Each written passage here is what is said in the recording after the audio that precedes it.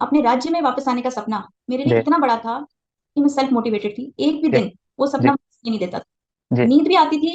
मैं ये सोचती थी कि नहीं, जब तक मेरे को अच्छे से और पढ़ लेती हूँ। जी। तैयारी एक तरह से देखा जाए तो मैंने जब नोटिफिकेशन आया ये 2021 का, तब से ही जी। जी। मैंने शुरू की। उसके बाद कितना मुश्किल हुआ दोबारा से पढ़ाई स्टार्ट करना, सोर्सेस इकट्ठा करना, मटेरियल इकट्ठा करना। आज हम जिस जमाने में जी रहे हैं, पूरा इंटरनेट है, ऑनलाइन है, मटेरियल है, इन्फॉर्मेशन हर जगह अवेलेबल है। तो मैंने जी। सब कुछ सेल्फ की। मैं अपने घर के पूरे काम करके अपने बच्चों का भी पूरा करने के बाद रात से लेकर जितना, और जब स्कूल जाते थे वो टाइम पे अपने वक्त को मैनेज करती थी, और उसी वक्त ही मैंने सेल्फ स्टडी किया पूरा। जैसे घर के काम होते हैं, बच्चों को देखना होता है, तो इस दौरान मतलब डे टू डे आपका शेड्यूल क्या रहता था पढ़ने का, और किस तरीके से आप टाइम मैनेजमेंट करती थी? कितने ऐसे सब्जेक्ट्स थे जो मैं उनका बिगिनिंग भी नहीं जानती थी, जैसे कि जी। Economics, politics, history, geography. मैं साइंस। सेल्फ मोड में जो तैयारी कर रहे हैं उनके लिए मतलब एक बहुत बड़ा ये चैलेंजिंग काम रहता है। मटेरियल तो इकट्ठा कर लेते हैं, सोर्सेज भी उनके पास बहुत ज्यादा इकट्ठा हो जाते हैं, और कई टेलीग्राम ग्रुप उन्होंने ज्वाइन किए होते हैं, वो लगातार यूट्यूब देख रहे होते हैं, इसके साथ ही पढ़ने की किताबें भी इकट्ठे कर लेते हैं। लेकिन अब बहुत बड़ा चैलेंज ये रहता है कि वो शुरुआत कहाँ से करें, मतलब कैसे पढ़े, क्या चीज से वो स्टार्ट करें। तो उसके बारे में थोड़ा बताइए, आप कैसे करती थी? वहां पे माता की गुजारिश रहेगी कि अपनी बेटियों को बेटों की तरह आगे बढ़ाएं, जी।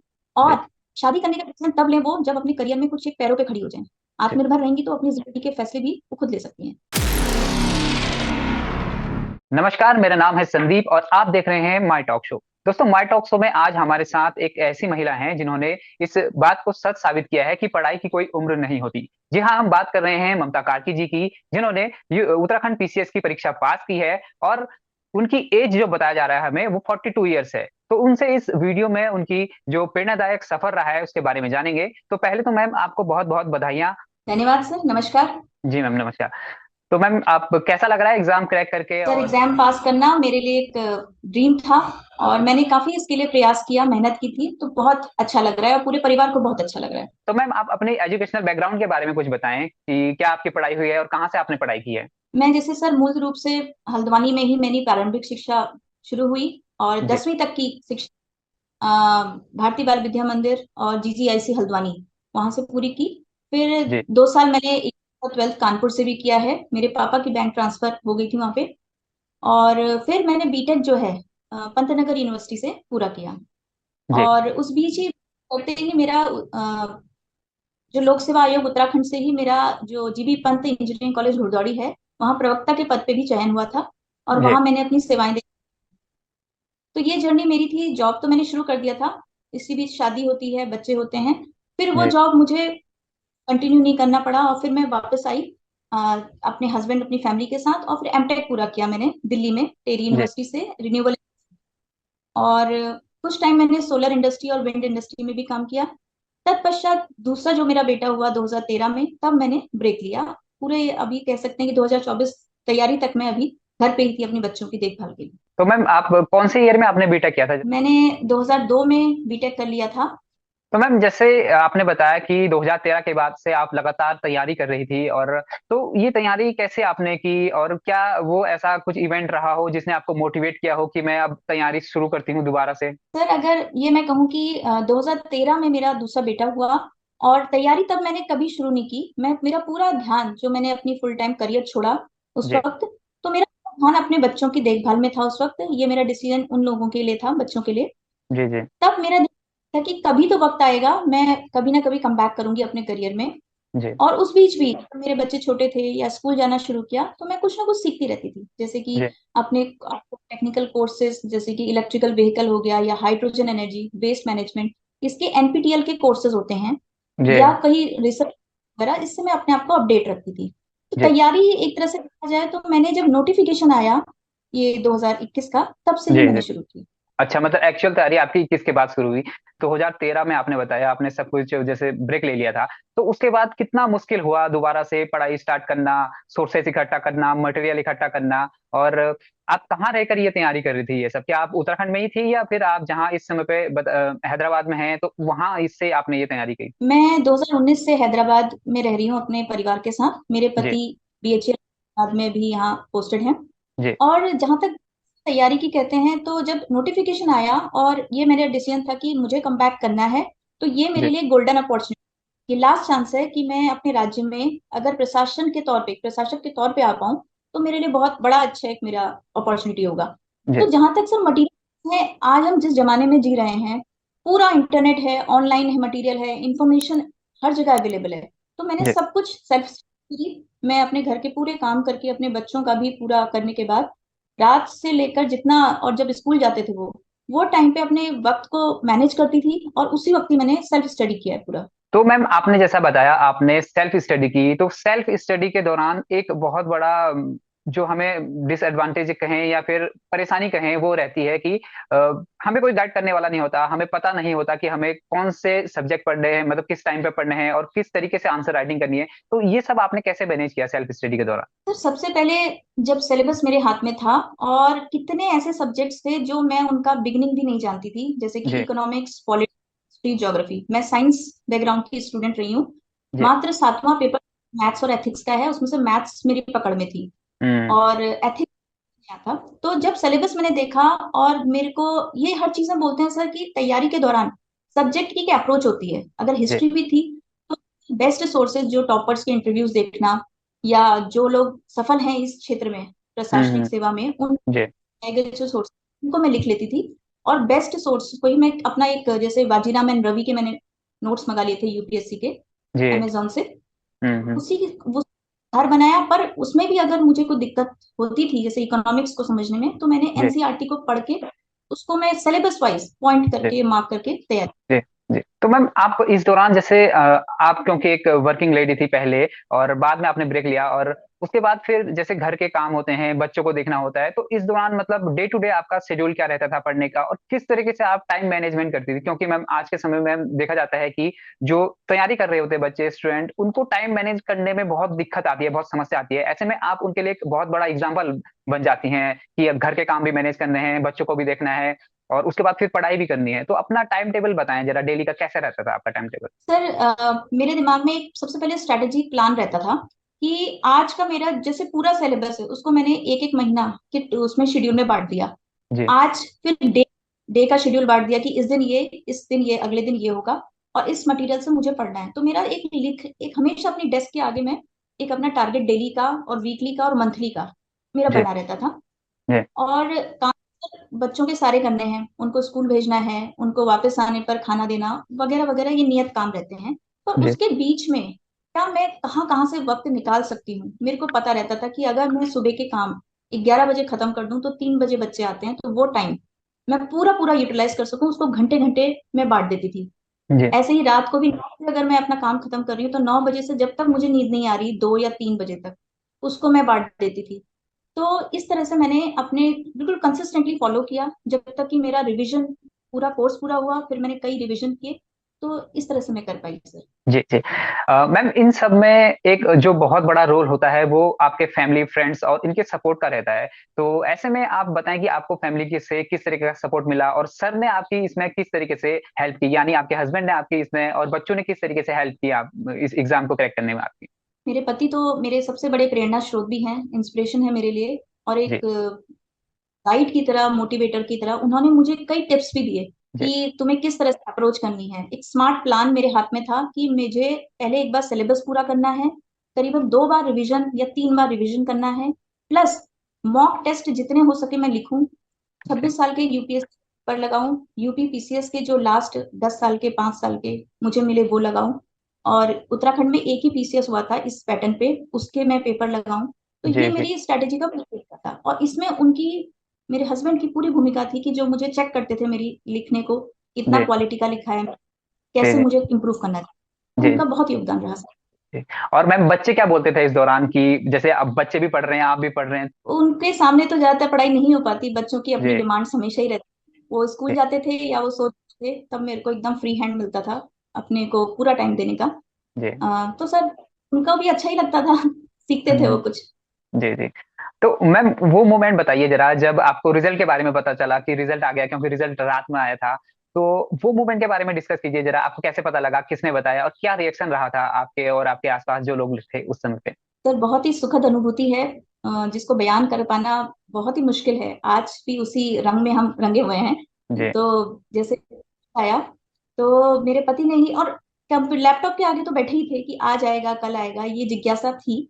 और जी जैसे जी ही आया तो ना शुरू किया, और जो ब्लॉक डेवलपमेंट खंड विकास अधिकारी की रेंज में मेरा उसमें आया, तो जी उन्होंने बहुत खुशी जाहिर की और मुझे भी बहुत अच्छा लगा। वी वर रिलीव्ड सर, बहुत अच्छा जी लगा। तो मैम इस दौरान तैयारी के दौरान जैसे आपने सेल्फ मोड से तैयारी की और आपने हैदराबाद में रह के, बड़ी बात है कि वहां रह के तैयारी की। अब आप उत्तराखंड से मतलब इतनी दूर, और आसपास का माहौल एक ही रहता है कि अगर आसपास में, हमारे आसपास में कोई तैयारी करने वाला हो तो हमें थोड़ा बहुत माहौल के बारे में पता रहता है कि किस तरीके से लोग तैयारी कर रहे हैं। तो ऐसे में आपने खुद को मोटिवेट कैसे रखा और ये खुद को एनालाइज कैसे किया कि यार जो मेरी तैयारी है वो सही डायरेक्शन में जा रही है कि नहीं जा रही है? दोस्तों, आशा करता हूं कि आपको हमारी वीडियोस पसंद आ रही होंगी। अगर आप हमें सपोर्ट करना चाहते हैं तो हमारी यूपीआई आईडी स्क्रीन पर आ रही है, साथ ही डिस्क्रिप्शन बॉक्स में भी दी गई है। इस पर आप डोनेट कर हमारी मदद कर सकते हैं। इसके अलावा आप चैनल को ज्वाइन कर या थैंक्स बटन के माध्यम से भी हमें सपोर्ट कर सकते हैं। आपके छोटे से सहयोग से भी हमें बहुत प्रोत्साहन मिलेगा। धन्यवाद। सर इसमें सबसे बड़ा मुख्य, मैंने कुछ टेलीग्राम के ग्रुप्स ज्वाइन किए थे जी। जिसमें सहपाठी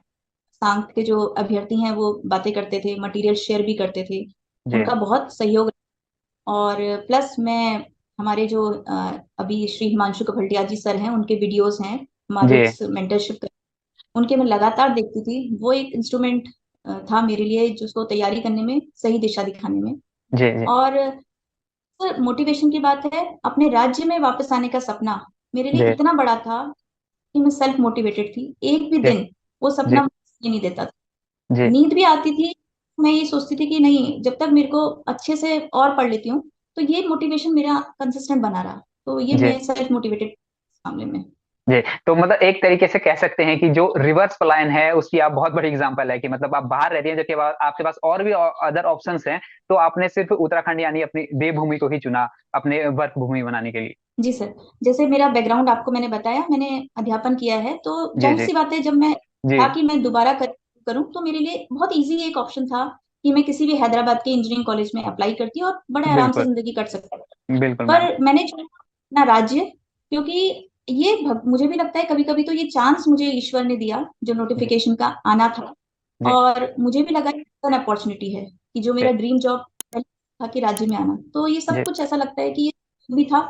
और फिर मैंने इसके पीछे अपना पूरा 100% देने की कोशिश की सर। जी। जी। तो मैम आपको तैयारी के दौरान कभी इस तरीके का महसूस हुआ कि अब नहीं हो पा रही है तैयारी, या अब मन नहीं कर रहा है पढ़ने का, और क्या करूं तैयारी करके, क्योंकि आप पहले से ही वेल सेटल्ड हैं और आपके पास एक बैकअप ऑप्शन भी है कि आप कहीं भी मतलब कोई भी इंजीनियरिंग कॉलेज ज्वाइन करती तो आप, जाहिर सी है बात है कि आपको एकदम से जॉब मिल जाती। तो ऐसे में आपके कभी आपको सेल्फ डाउट भी हुआ कि यार अब नहीं करना है तैयारी या नहीं हो पा रहा है? मुझे कभी भी नहीं आया सर, कभी थकान नहीं लगी, कभी मैं निराश नहीं हुई। उसका एक रीजन ये था सर, सबसे बड़ा, कि मुझे पढ़ना बहुत पसंद है। जी। मैंने जब हिस्ट्री, ज्योग्राफी, इकोनॉमिक्स, पॉलिटी और एथिक्स जैसे नए विषय स्क्रैच से पढ़े जी। 2021 के बाद, तो जी। मेरे को बहुत मजा आने लगा।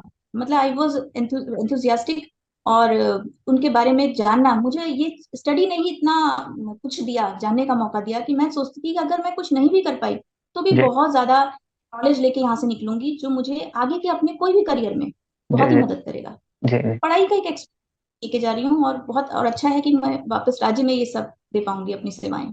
इससे पहले भी आप कोई और एग्जाम दे चुके थे या ये आपका पहला एग्जाम था? हाँ सर, 2004 की बात है, पीसीएस, पहला जो पीसीएस था, उस जी। वक्त मैंने पहले दिया था और मैं इंटरव्यू तक चली गई थी। अच्छा। उस वक्त सर पैटर्न बिल्कुल डिफरेंट हुआ करता था। मैंने इलेक्ट्रिकल इंजीनियरिंग एक ऑप्शन लिया था और एक पब्लिक एडमिनिस्ट्रेशन लिया था। जी। जी। तो मेरी कमी रह गई होगी सर, मैं इंटरव्यू के हम्म। बाद नहीं क्वालिफाई कर। जी। और दूसरा जॉब जो मेरा प्रवक्ता के पद पे लगा था, मैंने वो ले हम्म। लिया था। जी। जी। 2000 की ये परीक्षा और 2000 जो अभी 21 की आई, तो यही जी। मेरा दूसरा अटेम्प्ट था। जी। अच्छा, दूसरा अटेम्प्ट है। तो ये जैसा आपने 2004 में पहला एग्जाम दिया था, तो 20 साल लगभग लगभग आपको इसमें लगे। तो मैम 20 सालों को आप कैसे देखती हैं, मतलब जब आप पीछे मुड़ के देखती हैं तो वो कैसा, कैसे उनको याद करेंगे इन 20 सालों को? बहुत सुंदर अनुभूति है सर। हर एक जी। की जीवन यात्रा बिल्कुल डिफरेंट होती है। हम किसी हम्म। से भी कोई कंपेयर नहीं कर सकते अपना। मेरी जॉब लगी, मैंने अपने बच्चों के लिए जॉब से ब्रेक भी लिया, अपने बच्चे बड़े किए, और जहां जहां जो जो काम किए अपने को और नॉलेज सिखाने के लिए, स्किल सीखने के लिए, वो सब एक, मेरे को लगता है कि वो डॉट्स थे जिन्होंने मुझे जी। 2021 के टाइम पर पहुंचाया और मुझे मदद किया कि मैं आगे इसकी तैयारी कर सकूं। तो ये जी। बहुत अच्छी यात्रा रही सर। जी। तो मैम इस दौरान जो मतलब कौन कौन से वो चैलेंजेस थे जिनको आपने फेस किया, और उन चैलेंजेस को आपने कैसे टैकल किया? सर बाधाएं कई प्रकार की आती हैं। हमारे को अपना एक जो मनोबल होता है कि मैं कुछ करना है लाइफ में, जी। ये भावना तो कभी कम नहीं होने दी। मुझे लगता था चाहे कितना भी ब्रेक लग जाए, पर जी। मुझे एक टाइम मिलेगा, खुद करूंगी कुछ आगे निकल के। जी तो जी ये कभी खत्म नहीं हुई। दूसरा चैलेंजेस सर सबसे बड़ा आता है फिजिकल, शारीरिक क्षमता जो हमारी है, अगर हम बीमार हो रहे हैं, सुस्त हो रहे हैं, फिटनेस पे अपनी ध्यान नहीं दे रहे हैं, तो ये जी क्या जी करता है, क्रीपिंग मेंटली आपको फिर और सुस्त बनाता है। जी सबसे पहला मुझे अपने आप को शारीरिक रूप से स्वस्थ रखना, फिटनेस, योग, ध्यान, ये सब कुछ करना, उसने मुझे बहुत अच्छी दिशा दिखाई, जिसने जी बीज बोया कि नहीं, अभी भी कर सकने की क्षमता है। तो जी पहला वो करना चाहिए। दूसरा, हम कुछ भी चीज सीखें, चाहे पीसीएस आईएएस देना चाहते हैं या कोई स्किल सीखना चाहते हैं, तो हमें उस के अंदर क्या किताबें हैं, क्या कोर्स है, क्या स्ट्रेटेजी है, क्या बेस्ट किताबें हैं, इनके बारे में एक सही नॉलेज होना जरूरी है। ये नहीं कि बहुत सारा मटेरियल भर लिया, सब कुछ पढ़ लिया, इससे नहीं। स्मार्ट जी प्लान होगा तो डेफिनेटली सारी बाधाएं दूर हो जाएंगी, और आपका एक थोड़ा मोटिवेशन उसको ले जाए अगर कंसिस्टेंटली, तो जी सब कुछ संभव है सर। हाँ जी।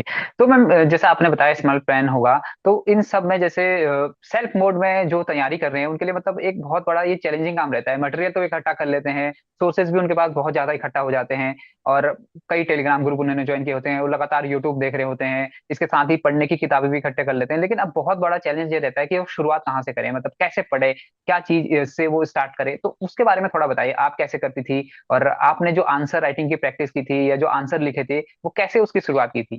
सर सबसे पहले कोई भी अभ्यर्थी को अपना पहले एक लेवल देखना है, क्या मैं साइंस बैकग्राउंड की हूँ, आर्ट की हूँ, या सबके अलग अलग बैकग्राउंड है। तो जी सबसे पहले अपना देख के ये सोचना है कि भाई ये सिलेबस मेरे सामने है, इसका प्रिंट आउट लेना है मुझे, और ये अगर मेरे टारगेट्स हैं तो मेरी क्या अप्रोच होनी चाहिए, क्या कोई सब्जेक्ट मुझे जीरो लेवल पे हूँ मैं, या कहीं पे मैं 50% पे हूँ। तो ये पहले एक अच्छे से अपना एक एनालिसिस हो जाए। फिर दूसरा सर कि मटेरियल तो है आपके पास, मटेरियल में भी आप एक लें अगर, और उसी को ही बढ़िया से करें, तो जी उससे बहुत अच्छा ही समय आपका बचता है। जी और जितना मैंने पिछली बार के जो क्वेश्चन पेपर रहते हैं, जैसे कि अब यूपीएससी लगा रहे हैं तो करीबन 26 सालों का जो पेपर है वो लगाएं, और पीसीएस के हैं या कोई भी हैं, तो जी उनका एक लिखने की जरूर करते रहें, और जी लिखने के एक बार दिक्कत कि क्या मेरे इसमें वैल्यू एडिशन हो सकता है और गुंजाइश है। तो ये एक घड़ी रख के देखें, एग्जाम टाइम का जैसे फॉर्मेट होता है उसी टाइम पे। तो जी जी सेल्फ मोड में भी पॉसिबल। और कोई अगर किताब नहीं मिलती है किसी सिलेबस के किसी पॉइंट की या चैप्टर की, तो उसके पर्टिकुलर आप यूट्यूब वीडियोस जो बेस्ट हैं उनको भी मैंने रेफर किया था, उससे काफी मदद मिली समझने के लिए। तो मैम जैसे बहुत सी जो गर्ल्स होती हैं या लेडीज होती हैं वो पढ़ना चाहती हैं, लेकिन क्या होता है कि शादी के बाद अक्सर वो पढ़ाई छूट जाती है उनकी। हालांकि वो पढ़ना चाहती हैं लेकिन फैमिली के प्रेशर और कई जिम्मेदारियां होती हैं जिन्हें निभाने में वो व्यस्त हो जाती हैं। तो ऐसे में आप उन्हें क्या संदेश देना चाहेंगी, उनके लिए कोई एक बात जो उनको भी मोटिवेट कर सके आपकी तरह एक अधिकारी बनने के लिए। सबसे बड़ी बात, हम महिलाओं को आना है आगे, और वर्क फोर्स में अपना पार्टिसिपेशन जरूर देना है। जी ये एक हेल्दी समाज संरचना जो हमारी है, जिसमें कि महिलाएं सुरक्षित हैं, सशक्त हैं, उसकी अवधारणा को यही मजबूती देगा। आज आप देखेंगे हमारी जो बच्चियां हैं वो 12th तक के स्कोर में आउट परफॉर्म करती हैं बॉयज को, पर जी जॉब हो या एजुकेशन है वहां पे वो पीछे हो जाती हैं। तो हम्म वहां पे माता की गुजारिश रहेगी कि अपनी बेटियों को बेटों की तरह आगे बढ़ाएं, जी और शादी करने का डिसीजन तब लें वो जब अपने करियर में कुछ एक पैरों पे खड़ी हो जाएं। जी आत्मनिर्भर रहेंगी तो अपनी जिंदगी के फैसले भी वो खुद ले सकती हैं। जी और जी कभी भी अगर ऐसा कि अपने बच्चों के लिए, परिवार को देखना है, तो भी जी कोशिश करें कि लगातार सीखती रहें और वापसी करें करियर में। जी जी क्योंकि आपके पास एक मतलब जो उत्तराखंड में एग्जाम की लिमिट एज लिमिट है वो 42 ईयर्स लगभग है, तो मतलब आप उसके बाद भी रीस्टार्ट कर सकती हैं एक तरीके से देखा जाए, तो आप ये कहना चाहती मैं ये कहना चाहती हूँ कि पीसीएस में तो चलिए उनने उत्तराखंड में एज लिमिट डाल दी 42, पर हैं। क्या जी आप सोचिए, क्या इसमें हम लड़कियों को रोकने के लिए, और हर जगह तो एज लिमिट नहीं होती है। जी आप जी कुछ भी अपना शुरू करते हैं, कुछ भी अपना हम्म जो आपका सेट है, आपका एंटरप्रेन्योरशिप है, जी या आपका अपना कोई अपना सेल्फ एम्प्लॉयमेंट का जॉब है, उसमें आपकी कोई एज की बाधा नहीं है। जी यू बिल्कुल गो फॉर इट। पे आपको सेट करना है कि क्या मैं क्या चाहती हूँ और मैं कैसे इसको करूंगी, एक प्लान आउट करिए, तो जी यू कैन जी गो फॉर इट। जी। तो मैम आज के दौर में जैसे लड़कियों का या गर्ल्स का या महिलाओं का सेल्फ जो फाइनेंशियली मतलब फाइनेंशियली इंडिपेंडेंट बनना कितना महत्वपूर्ण है, और आप इसको कैसे देखते हैं कि मतलब उनके लिए कितना जरूरी है कि वो एक फाइनेंशियली जो है इंडिपेंडेंट बने। बहुत बहुत ज्यादा जरूरी है सर, क्योंकि मनी एक ऐसा मैटर है जो फाइनेंशियल मैनेजमेंट जिसे कहते हैं, उससे जी हमको एक कॉन्फिडेंस कि हम अपनी लाइफ में जो हम चीजों पे खर्च कर सकते हैं, हम अपनी स्टडी मटेरियल पे खर्च कर सकते हैं, या हम अपने बच्चों के लिए कुछ कर सकते हैं, ये विश्वास दिलाता है। तो जी पैरों पे खड़े होना और फाइनेंशियली साउंड होना, जी। आत्मनिर्भर होना ये बहुत जरूरी है। अब आते हैं मैम आपके एग्जाम की तरफ। तो प्री के लिए आप कुछ बताएं स्ट्रेटेजी जो तैयारी कर रहे हैं अभी। बिल्कुल सर।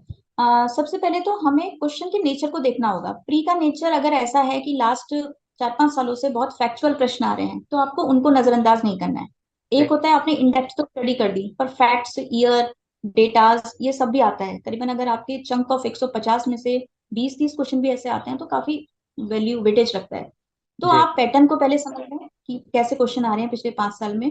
उस आधार पे अपनी तैयारी को बांटें। जैसे सब परीक्षा वाणी बहुत अच्छी किताब है, और भी जो हमारे नए नए सरकारी की जो वेबसाइट्स हैं उत्तराखंड गवर्नमेंट की, उसमें जी। कोई भी स्कीम्स हैं, बजट का प्रावधान है, ऐसी चीजों को नोट्स बनाएं।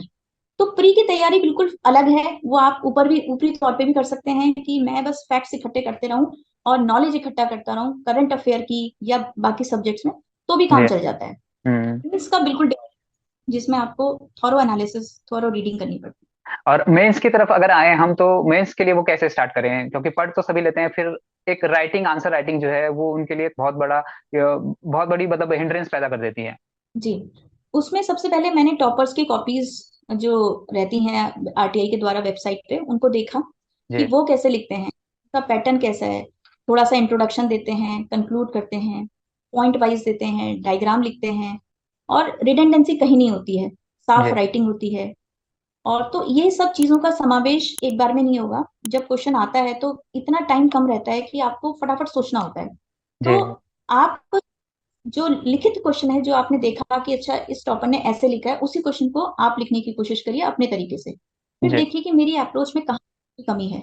तो ऐसे रोज अगर एक एक प्रश्न भी लिखे ना, अगर हमारे पास 6 महीने का समय है सपोज, एक एक प्रश्न भी अभी लिखते हैं, तो हम डेफिनेटली कुछ दिनों बाद, 30 दिन बाद बहुत बेहतर कर पाएंगे। जी। जी। और उसको आपने, जैसे आप तो सेल्फ मोड में कर रही थी, तो उसके आपके जो लिखा हुआ जो आपने लिखा है, तो उसको चेक कैसे आप करती थी या एनालाइज कैसे करती थी? सर सबसे बड़ा तो आपको पता लग जाता है कि मेरा आंसर, एक होता है प्रेशर में लिखना, तो आप प्रेशर में लिखते जाते हैं। माना कोई भी हिस्ट्री का क्वेश्चन है तो जी। आप भूल जाते हैं, माना इंक्लूड करना या कुछ, तो आपको समझ में आ जाएगा मेरे क्वेश्चन में वो वजन नहीं है। अगर 16 नंबर का क्वेश्चन है तो इसमें मुझे उतने अच्छे मार्क्स, 10 मार्क्स या 12 मार्क्स, आप सोचिए कि फुल बहुत अच्छा क्वेश्चन लिखा तब मिलेगा आपको। तो अ, ये चीज अगर फैक्टर है कि आपने थोड़ा सा इंट्रोडक्शन दे दिया, डायग्राम बना दिया, और फैक्ट्स अच्छे लिखे हैं, तो आप जी। बढ़िया स्कोर कर पाएंगे। जी। कोचिंग में ये अच्छा है कि सर आपके आंसर राइटिंग इंस्ट्रक्टर्स चेक कर देते हैं, तो जी। आप वहीं हाथ। यहाँ ये काम मैं अपने जो मेरे हस्बैंड को भी दिखा देती थी कि जी। आप एक बार चेक कर लीजिए किस तरह का लिखा है मैंने, क्वालिटी कंटेंट है या नहीं है। हम्म। तो कभी कभी मुझे फीडबैक मिलता था, बाद में सर अच्छा। मुझे समझ में आने लगा कि कहाँ मुझे सुधार की जरूरत है। मतलब लिखते लिखते ही वो आपको पता लगने लगा था कि यहाँ पर ये चीज चेंज हो सकती है, या इसे मैं और बेहतर तरीके से लिख सकती हूँ।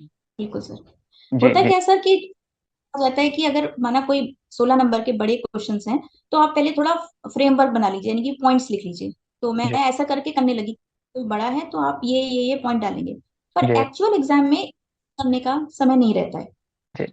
एक्चुअल एग्जाम हम देखते हैं, आप सोचते हैं और लिखना शुरू कर देते हैं, जी। क्योंकि बिल्कुल। अगर आप ये लेआउट बनाना शुरू करेंगे, बुलेट्स लिखना शुरू हम्म। करेंगे, तब तक काफी समय निकल जाएगा। जी। जी। इतना समय होता नहीं है।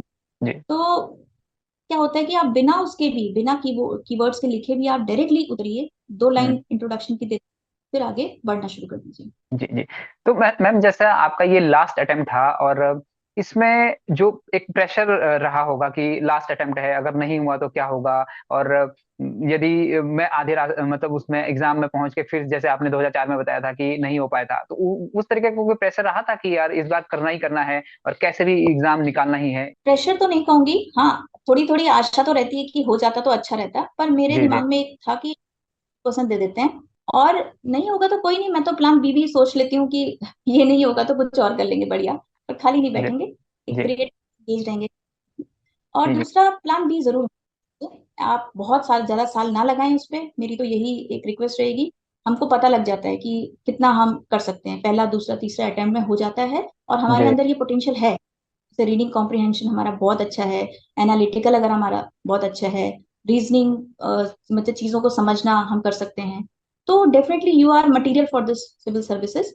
अदरवाइज आपको लग रहा है कि हाँ इतना में वो बात नहीं आ रही है मेरे को, और मेरे को समझ में थोड़ा धीरे जैसा आ रहा है, तो मेरे हिसाब से आपको 2-3 सालों के तक ही अटेम्प्ट देना चाहिए। उसके बाद you switch to another thing जो आपको बहुत सुटेबल लगे। जी। तो मैम अब इंटरव्यू के बारे में बताएं थोड़ा कि कैसा रहा आपका इंटरव्यू और क्या क्या वो सवाल थे जो आपसे पूछे गए थे। इंटरव्यू मेरा मिसेस रिचा गौड़ मैडम के बोर्ड में था। जी। और वहाँ का दो महिलाएं थी और तीन मेल मेंबर्स थे। बहुत ही, जिसे मैं कहूँगी, एक बहुत ही कॉर्डियल माहौल में मेरा इंटरव्यू हुआ। और शुरुआत में मुझसे उनने उत्तराखंड से संबंधित 70% क्वेश्चन मेरे उत्तराखंड से संबंधित थे। जी। जी। महिलाओं के कुछ विशेष जो फेमस महिलाएं हैं उनके नाम जी। पूछे। जी। संतरा जो है वहां के नाम, चार धाम यात्रा के बारे में पूछा गया। वहां जी। के एमएसएमई में क्या स्कीम्स है नई उत्तराखंड में जो चल रहे हैं, और जो ग्लोबल इन्वेस्टर समिट हुई थी उसके जी। बारे में पूछा गया।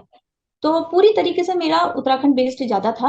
हम्म। और फिर उसके बाद मुझसे थोड़ा सा जियो पॉलिटिकल पूछा गया, जो वॉर्स चल रहे हैं आजकल, जी। क्यों क्यों चल रहे हैं, क्यों नहीं रुकते हैं, क्या चल रहा है वर्ल्ड में, इस तरह की चीजें वो पूछी गई। जी। और फिर भारत में अवार्डीज कौन कौन थे लेटेस्ट, तो इस तरह जी। की कुछ जानकारी। तो आपके गैप को लेकर भी, जैसे एग्जाम में जो आपका गैप रहा इतने साल का, इसको लेकर भी कुछ क्वेश्चन पूछे गए थे। हाँ सर, इसको लेके उन्हें ये पूछा कि आप लोक सेवा आयोग में पहले भी जॉब कर चुकी हैं। मैंने कहा हाँ मैं कर जी। चुकी हूँ। कहाँ जी। करती थी, तो मैंने बताया कॉलेज अपना। क्यों छोड़ा आपने, मैंने सिर्फ ये बताया अपने पारिवारिक जो मेरे दायित्व थे उनकी जिम्मेदारी निभाने के लिए मैंने जॉब छोड़ा। जी। आप अभी क्या कर रही हैं, तो मैंने बताया कि मैं तैयारी कर रही हूँ और साथ में मैं अपना सर एक सेल्फ एंटरप्रेन्योरशिप भी करती रहती थी। कुछ ना कुछ अपना ट्यूशंस वगैरह क्लासेस वगैरह बच्चों को पढ़ाना, वो जी। मैंने बताया। और तो यही क्वेश्चन थे और मुझे लगा बहुत ही साधारण तरीके से मैंने अपनी बात रख दी थी। गैप था और मैं तैयारी कर रही थी। तो मैम जैसा कि अब आप वीडियो बनने जा रही हैं और जल्द ही आपकी ज्वाइनिंग भी हो जाएगी, तो उत्तराखंड में ऐसे में कुछ जैसे मुद्दे हैं, ये वेस्ट मैनेजमेंट हो गया, पलायन हो गया और वुमेन सेफ्टी हो गया, इन सब पर आपकी क्या कार्य योजना है, इन पर आप कैसे कार्य करेंगी अगर आपको मौका मिलता है तो इस क्षेत्र में काम करने का। आपने सही बोला सर कि ये जो मुद्दे आपने बताए कि वेस्ट मैनेजमेंट, विमेन सेफ्टी और जी। पलायन, जी। ये तीनों बड़े ज्वलंत मुद्दे हैं हमारे, अगर उत्तराखंड राज्य के परिप्रेक्ष्य में देखा जाए। जहां तक अगर सबसे पहले हम बात करें वेस्ट मैनेजमेंट की, जी। हम एक साइड हम चाहते हैं हमारा पर्यटन और आगे बढ़े, रेवेन्यू आए, विकास हो। पर दूसरी साइड हम एनवायरनमेंट को बहुत नुकसान पहुंचा रहे हैं।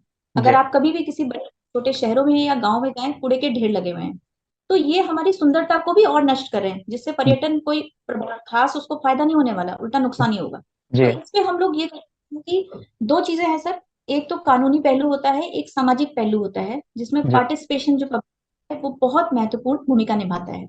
बिल्कुल। जब हमारे पास इंदौर में का एक मॉडल है जो बहुत ही वेल प्रूवन है, लगातार 7 बार से वो स्वच्छ एक सिटी का अवार्ड लेते जा रहे हैं, तो जी। हम उस मॉडल को बना सकते हैं।